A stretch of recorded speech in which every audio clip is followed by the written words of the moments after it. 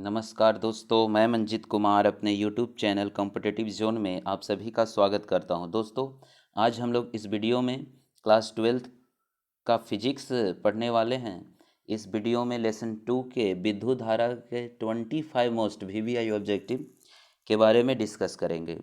ये सभी प्रश्न आपके आगामी एग्जामिनेशन के लिए बहुत महत्वपूर्ण है। ये सब जो है क्वेश्चन हमने जो भी सिलेक्ट किया है वो सब जो है एग्ज़ाम में पूछा हुआ क्वेश्चन है।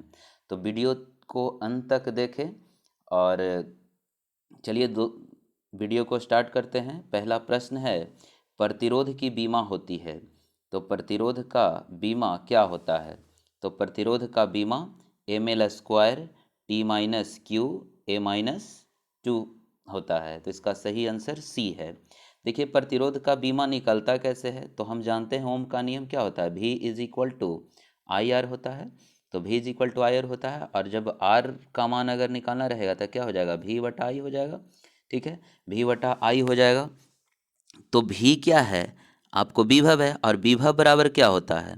विभव बराबर होता है कार्य बटा आवेश होता है। ठीक है, कार्य बटा आवेश। और यहाँ पे देखिए हम लिख दिए हैं, ये जो है आप देख लीजिएगा, कार्य बटा आवेश गुने विद्युत धारा। ठीक है, तो यहाँ पे जो विद्युत धारा, तो कार्य का बीमा बताइए। तो कार्य का बीमा होता है ml² T-2 और आवेश का AT होता है और विद्युत धारा का A होता है।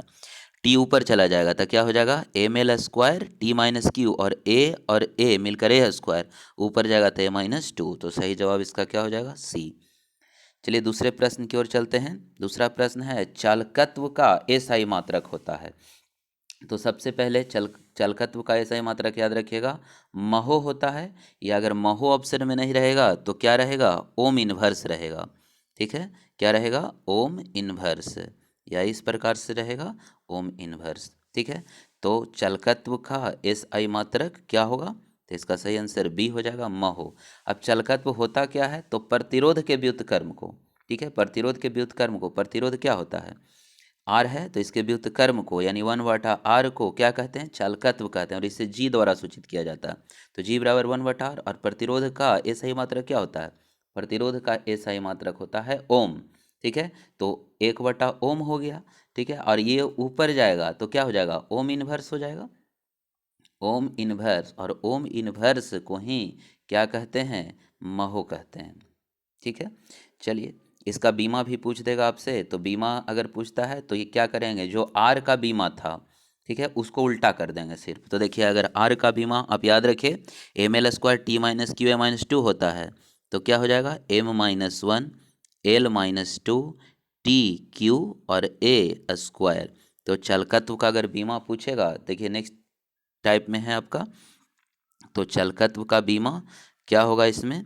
तो चालकत्व का बीमा देख लीजिए, अभी बताएं आपको, ml² T-Q A-2 होगा। ठीक है, देख लीजिए कौन सा ऑप्शन में है, M-1 L-2 TQ और A², यानी सही आंसर इसका क्या हो जाएगा, बी हो जाएगा। ठीक है, चलिए नेक्स्ट प्रश्न, विशिष्ट प्रतिरोध का SI मात्रक क्या होता है? तो विशिष्ट प्रतिरोध का SI मात्रक याद रखिएगा, ओम मीटर होता है। सब रट जाइए, इससे बाहर कुछ भी नहीं आने वाला है आपके एग्जामिनेशन में। ये आपके फिजिक्स का दूसरा लेसन का वीडियो है। फर्स्ट पार्ट हमने इलेक्ट्रोस्टैट्स का 3 वीडियो अपलोड कर दिए हैं। जो यूजर्स नए हैं वो पहले जाकर तीनों वीडियो देख लें, क्योंकि वो सब सारे क्वेश्चन आप अगर इतना कवर कर लेते हैं तो इससे बाहर आपको नहीं आने वाला है, बस ये मेरी गारंटी है। जो आपको 35 क्वेश्चन पूछेगा, 42 क्वेश्चन टोटल पूछेगा, आप एग्जामिनेशन हॉल से 35 क्वेश्चन आप आराम से टिक आउट करके आएंगे और 100% करेक्ट। चलिए, तो विशिष्ट प्रतिरोध क्या होता है? तो विशिष्ट प्रतिरोध जो होता है, देखिए किसी चालक के अनुप्रस्थ, जो किसी चालक में जो प्रतिरोध होता है, ठीक है, वो उसके चालक के लंबाई के समानुपाती होता है, और उसके क्रॉस सेक्शन एरिया में क्षेत्रफल के व्युत्क्रमानुपाती होता है। तो दोनों को मिला देंगे तो क्या हो जाएगा, L/A हो जाएगा। और समानुपाती हटाते हैं तो एक कांस्टेंट आता है, देखिए यहाँ पे जो है एक कांस्टेंट आता है, तो रो, इसी रो को क्या कहते हैं, विशिष्ट प्रतिरोध कहते हैं। तो हमको रो का अगर मान निकालना है तो ए देखिए यहाँ आ जाएगा, ऊपर देखिए लिख दिए हैं, रो निकालना है तो RA और बटा L हो जाएगा। तो इसका बताइए सही मात्रा क्या होता है? तो ओम, प्रतिरोध का ओम। ठीक है, क्षेत्रफल का मीटर स्क्वायर और एल है लंबाई का मीटर, मीटर मीटर खत्म तो क्या हो गया, ओम मीटर हो गया। ठीक है, और इसका बीमा भी पूछेगा तो बीमा भी आप निकाल सकते हैं। खाली जो ओम जो प्रतिरोध था आर और मीटर है, तो मीटर का क्या होता है आपको एल होता है, यानी वहाँ पे सिर्फ हो जाएगा M L Q T minus Q A minus two. ठीक है, तो चौथा प्रश्न में था आपका विशिष्ट प्रतिरोध का ऐसा ही मात्रक, तो विशिष्ट प्रतिरोध का ऐसा ही मात्रक क्या होता है, ओम मीटर होता है। और विशिष्ट प्रतिरोध का बीमा क्या होता है, तो M L Q T minus Q A minus two होता है। चलिए, अब निम्नलिखित में जूल का नियम क्या है, तो याद रखिएगा जूल का नियम H is equal to I square R T. Joule का नियम क्या है, किसी चालक में यदि विद्युत धारा प्रवाहित की जाती है तो जो चालक में उत्पन्न ऊष्मा होता है चालक में बहने वाली विद्युत धारा के वर्ग के समानुपाती होता है, यानी आई के समानुपाती, प्रतिरोध के समानुपाती जो ऊष्मा होता है उत्पन्न ऊष्मा, ठीक है, आई स्क्वायर के समानुपाती, आर के समानुपाती और टी के समानुपाती, तीनों को मिलाएंगे तो एच समानुपाती क्या हो जाएगा, तीनों को मिलाएंगे तो यहाँ पे देखिए आपको हिंट भी दे दिए हैं, एच बराबर एक समानुपाती तीनों को मिलाएं आई स्क्वायर आर टी, और जब समानुपाती हटाएंगे तो कांस्टेंट आएगा और के का मान 1 रख दिया जाता है, तो इसका मान हो गया आई स्क्वायर आर टी। तो जूल का नियम क्या हो गया, एच बराबर आई स्क्वायर आर टी। अब नेक्स्ट क्वेश्चन है चालकता का ये सही मात्रक क्या होता है, तो चालकता जो होता है विशिष्ट प्रतिरोध के व्युत्क्रम को चालकता कहते हैं। तो विशिष्ट प्रतिरोध अभी बताएं किससे, रो से, तो इसके व्युत्क्रम यानी 1/रो हो गया, और चालकता को सिग्मा से डिनोट किया जाता है।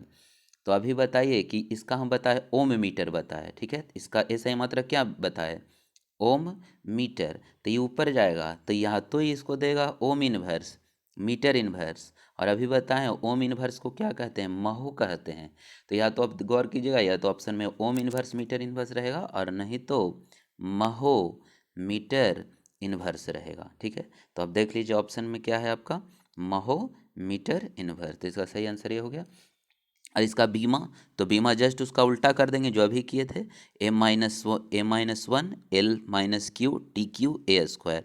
देखिए ये सब आप कॉपी पर लिखकर बढ़िया से याद करिए और समझ कर याद करें, सब जो है फार्मूला के साथ आप याद रखें, आपको लंबे समय तक याद रहेगा। तो चालकता की बीमा क्या हो गया, A one L Q T Q A square. ठीक है, नेक्स्ट, चालकों के जाल से धारा प्रवाह संबंधी समस्याओं को समझने के लिए किस नियम का प्रयोग करते हैं, तो याद रखिएगा चालकों के जाल से धारा प्रवाह संबंधी समस्याओं को समझने के लिए हम लोग किसका इस्तेमाल करते हैं, किरचॉफ का। और किरचॉफ ने कितना नियम दिया, 2 नियम दिया है। ठीक है, चलिए आगे हम लोग देख लेंगे, 2 नियम है। अब विद्युत 10वां नंबर प्रश्न है, विद्युत परिपथ के किसी बिंदु पर सभी धाराओं का बीजगणितीय योग क्या होता है, शून्य होता है। और यही आपका जो है किरचॉफ का पहला नियम है। किरचॉफ का पहला नियम है कि अगर किसी बिंदु पर जितना धारा आता है उतने धारा आपको इस बिंदु से निकलता है। मान लेते हैं कि ये I1 है, ये I2 धारा प्रवेश हो रहा है, इस बिंदु पर आया, ठीक है, और यहाँ से निकल गया I4 I5 और ये I6, तो किसी बिंदु पर मिलने वाली सभी धाराओं का बीजगणितीय योग क्या होगा, शून्य होगा। मतलब इस सभी धारा को जोड़ देंगे तो किसके बराबर होगा, शून्य के बराबर। और यही आपका किरचॉफ का पहला नियम है।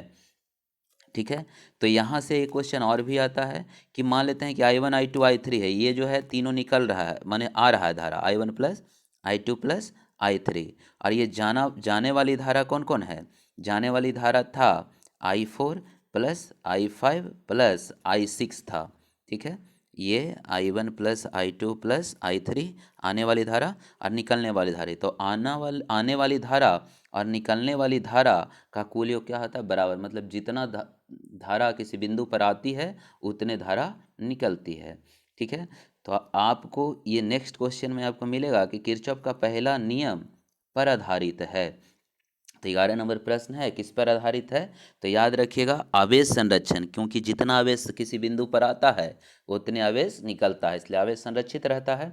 तो किरचॉफ का पहला नियम किस पर आधारित है, आवेश संरक्षण। ठीक है, बहुत महत्वपूर्ण क्वेश्चन, बहुत एग्जाम में ये आता है क्वेश्चन। ठीक है, किरचॉफ का पहला नियम किस पर आधारित है, तो आंसर क्या हो जाएगा इसका, सी। अब देखिए किरचॉफ के पहला नियम को धारा नियम के नाम से भी जानते हैं, बिंदु नियम के नाम से भी जानते हैं, संधि या जंक्शन नियम के नाम से भी जानते हैं।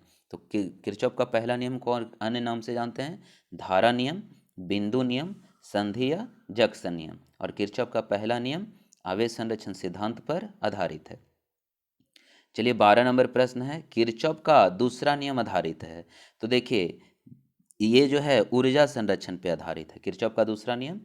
तो देखिए किरचॉफ का दूसरा नियम है कि सभी, मान लेते हैं कि किसी, ये ये एक त्रिभुज लेते हैं, तो मान लेते हैं कि यहाँ पे एक प्रतिरोध है, यहाँ पे एक प्रतिरोध है और यहाँ पे प्रतिरोध है, ठीक है। ये इसका R1 है और इससे I1 धारा प्रवाहित हो रही है, इससे R2 I2 धारा, R3 और I3 धारा। तो देखिए ये जो होता है कि किसी परिपथ में या किसी बंद परिपथ में प्रत्येक भाग से बहने वाली विद्युत धारा एवं प्रतिरोध के गुणनफल के बीजगणितीय योग क्या होता है, शून्य होता है या विद्युत वाहक बल के बराबर होता है। यदि विद्युत वाहक बल नहीं होगा तो वो शून्य के बराबर होगा, ठीक है। तो ये आपका किरचॉफ का दूसरा नियम है और किरचॉफ का दूसरा नियम किससे संबंधित है, ऊर्जा संरक्षण सिद्धांत से संबंधित है। और किरचॉफ का दूसरा नियम को लूप या मेश नियम के नाम से भी जाना जाता है। सीधा क्वेश्चन आ भी सकता है कि किरचॉफ के किस नियम को लूप या मेश नियम कहते हैं। तो प्रथम की द्वितीय नियम, द्वितीय नियम। और किरचॉफ का दूसरा नियम किस पर आधारित है, ऊर्जा संरक्षण पर आधारित है। अब देखिए नेक्स्ट क्वेश्चन है 13 नंबर कि सेल का विद्युत वाहक बल मापा जाता है। तो किससे मापा जाता है, तो याद रखिएगा वोल्ट मीटर से।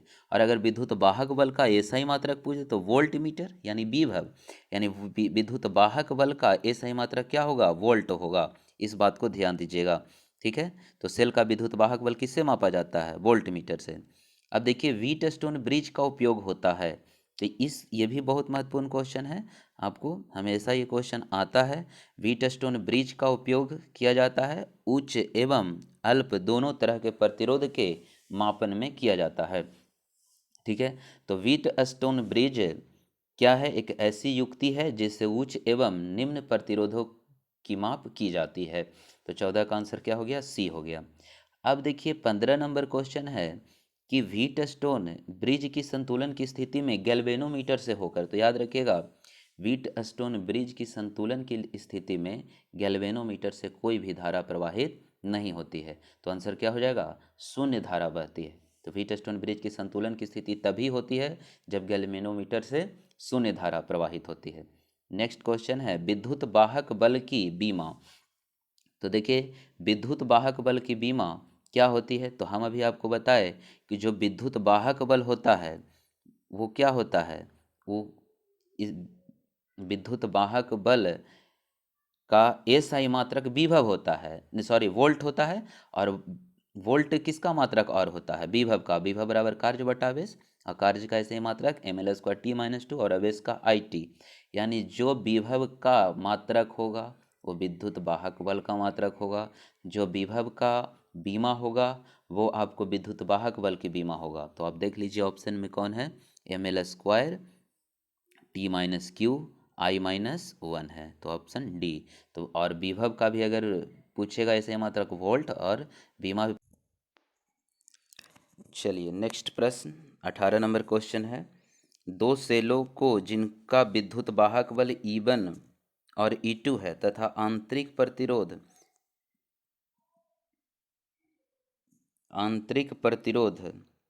R1 एवं R2 है, समांतर क्रम में जोड़ा जाता है, तो इनके समतुल्य विद्युत वाहक बल होंगे। तो जो समतुल्य विद्युत वाहक बल होगा, याद रखिएगा क्रॉस मल्टीप्लिकेशन। अगर E1 है, E1 और प्रतिरोध लेना है तो क्या लेंगे, R2 लेंगे क्रॉस, ठीक है। E1 है तो E2, फिर E2 अगर लेना है तो क्या लेंगे, R1, और नीचे R1 प्लस R2, यानी आंसर इसका क्या हो जाएगा, बी हो जाएगा, ठीक है। चलिए नेक्स्ट प्रश्न की ओर। अमीटर को विद्युतीय परिपथ में जोड़ा जाता है। तो अमीटर को विद्युतीय परिपथ में हमेशा श्रेणी क्रम में जोड़ा जाता है और अमीटर से माप की जाती है, किसका माप की जाता है, तो विद्युत धारा का। देखिए किस नंबर प्रश्न में है, अमीटर से माप की जाती है विद्युत धारा। देखिए अमीटर को विद्युतीय परिपथ में श्रेणी क्रम में जोड़ा जाता है और वोल्ट मीटर को विद्युतीय परिपथ में समांतर क्रम में जोड़ा जाता है। तो 19, 20, 21 नंबर क्वेश्चन देख लीजिए। अमीटर को विद्युतीय परिपथ में श्रेणी क्रम में, ठीक है। वोल्ट मीटर को विद्युतीय परिपथ में समांतर क्रम में। 21 नंबर प्रश्न है, अमीटर से क्या मापा जाता है? तो अमीटर से विद्युत धारा मापा जाता है। और नेक्स्ट क्वेश्चन आपको मिलेगा, वोल्ट मीटर से क्या मापा जाता है? तो वोल्ट मीटर से क्या मापा जाता है?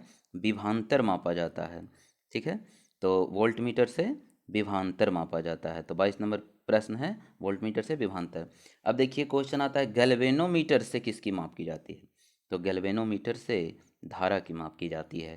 तो 23 नंबर प्रश्न का सही आंसर ए, गैल्वेनोमीटर से धारा की माप की जाती है। अब है, न्यूनतम प्रतिरोध प्राप्त करने के लिए प्रतिरोधों को किस क्रम में जोड़ा जाता है? तो देखिए यहाँ पे याद रखिएगा, दो क्रम होता है। एक श्रेणी क्रम, श्रेणी क्रम ऐसे होता है, ये R1 R2 R3। तो ये जब तीनों को जोड़ेंगे तो हमें महत्तम प्रतिरोध प्राप्त होगा। तो अधिकतम प्रतिरोध, महत्तम प्रतिरोध प्राप्त करने के लिए प्रतिरोध को किस क्रम में जोड़ा जाता है? तो श्रेणी क्रम में। और 24 नंबर प्रश्न देख लीजिए, 24 नंबर है न्यूनतम प्रतिरोध। तो अगर समांतर क्रम में जोड़ेंगे, ठीक है, समांतर क्रम में प्रतिरोधों को अगर जोड़ा जाता है तो वो जो है न्यूनतम धारिता प्राप्त होगा, ठीक है। और इसका जो, तो ये दोनों क्वेश्चन याद रखिएगा। और यहाँ पे समांतर क्रम के लिए R बराबर क्या फार्मूला होता है? R1 plus R2 plus R3। और समांतर क्रम के लिए 1/R, 1/R1, 1/R2 और 1/R3। तो इस क्रम में जोड़ेंगे तो महत्तम धारिता प्राप्त होगा श्रेणी क्रम में, और इस क्रम में जोड़ेंगे तो न्यूनतम धारिता प्राप्त होगा, यानी समांतर क्रम में, ठीक है। तो ये थे आपको 25 इम्पॉर्टेंट VVI's ऑब्जेक्टिव था। उम्मीद करते हैं कि आपको ये वीडियो पसंद आया होगा। अगर वीडियो पसंद आता है तो प्लीज़ लाइक करें, सब्सक्राइब करें और अपने दोस्तों को भी शेयर करें। और जो यूज़र्स नए हैं वो सबसे पहले चैनल को सब्सक्राइब कर लें और बेल आइकन को प्रेस कर लें, ताकि जो भी मैं वीडियो बनाऊँ आपको नोटिफिकेशन सबसे पहले मिले। तो चलिए मिलते हैं नेक्स्ट वीडियो में। जय हिंद।